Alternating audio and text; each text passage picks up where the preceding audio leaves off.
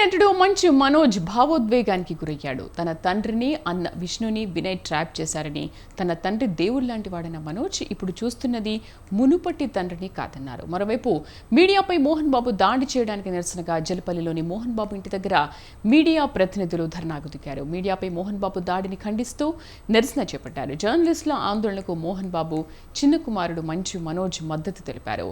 తండ్రి తరఫున క్షమాపణ చెప్పారు.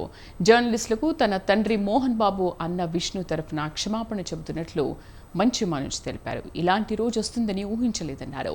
జర్నలిస్టుల కుటుంబాలకు ఎప్పుడు తోడుంటానని చెప్పారు. తన కోసం వచ్చిన జర్నలిస్టులకు ఇలా జరగడం బాధగా ఉందన్నారు. మీడియాతో మాట్లాడే సమయంలో ఆయన భావోద్వేగానికి గురై కన్నీరు పెట్టుకున్నారు.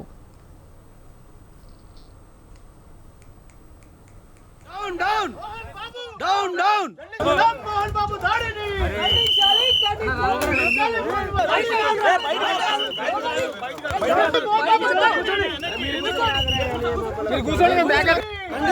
ఖండించాలి. మోహన్ బాబు దాడిని ఖండించాలి. మోహన్ బాబు దాడిని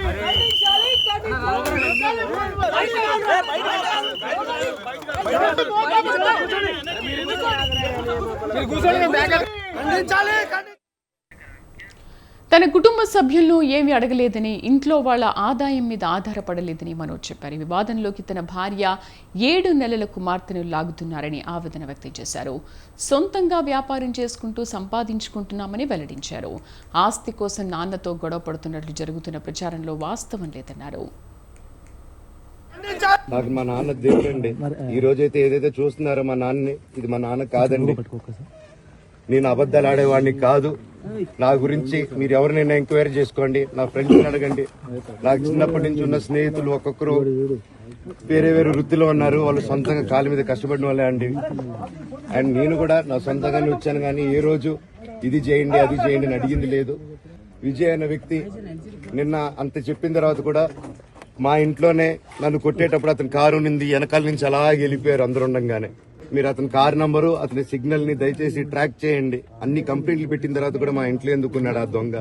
మా నాన్న మీ షోల్డర్ మీద గన్ను పెట్టి కాలుస్తున్నారండి, క్లియర్ గా కాలుస్తున్నారు. ఆయన నేను పనులు చేసుకుంటూ అన్ని రకరకాలుగా ఉన్నప్పుడు ఆయన బ్రెయిన్ వాష్ చేసుకుని నా వ్యక్తిగత జీవితంలో బయట పెట్టి నన్ను, నా వ్యక్తిగత జీవితం తప్ప అది కూడా నేనేం తప్పు చేయలేదండి. నేను ప్రేమించిన అమ్మాయిని పెళ్లి చేసుకున్నాను, ఆ అమ్మాయి కోసం పోరాడాను. దాంట్లో తప్పేంటంటే నాకు అర్థం కావట్లేదు.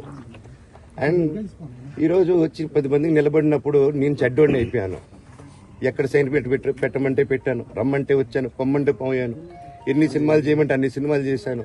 అన్న కంపెనీల్లో పనిచేశాను, సాంగులు చేశాను, వాళ్ళకి రికార్డింగ్లు చేశాను, ఫైట్ డైరెక్షన్లు చేశాను.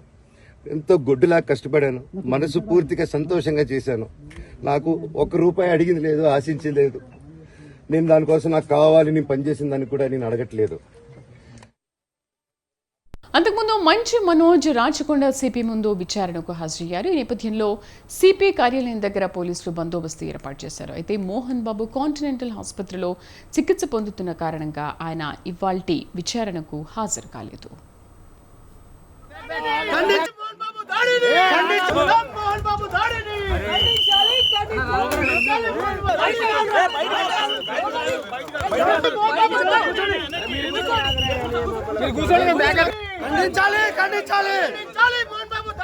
ఖండించాలి.